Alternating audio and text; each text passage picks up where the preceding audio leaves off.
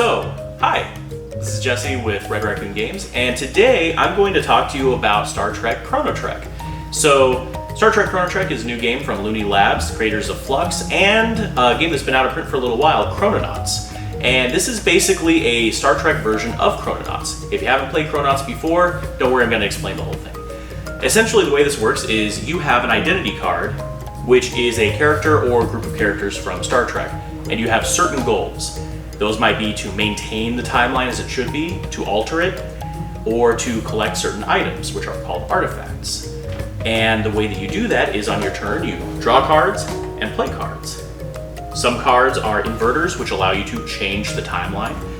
When you change a linchpin, such as Edith Keeler being killed by a car, to almost dying, certain other cards are going to be affected and get flipped over. Those are ripple effects in time. You can also use action cards, which give you special abilities such as drawing more cards, digging for certain cards in the deck. Power actions are better versions of actions. Events are cards that are going to happen and usually mess up everyone's plans. Assignments are kind of like side quests, where if you collect certain items, you'll get a benefit for it. And then fractures are when the timeline gets really strange. These are special alternate timeline things that can be played over a place on the timeline.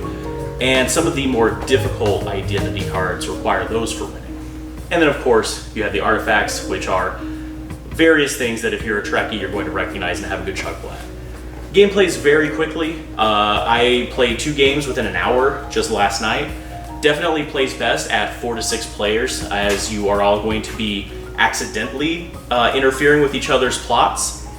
And just reading all of the different timeline cards on here, they, from my understanding, tried to work in every instance of time travel from the original series all the way through Enterprise that occurred. And you can see that's a labor of love.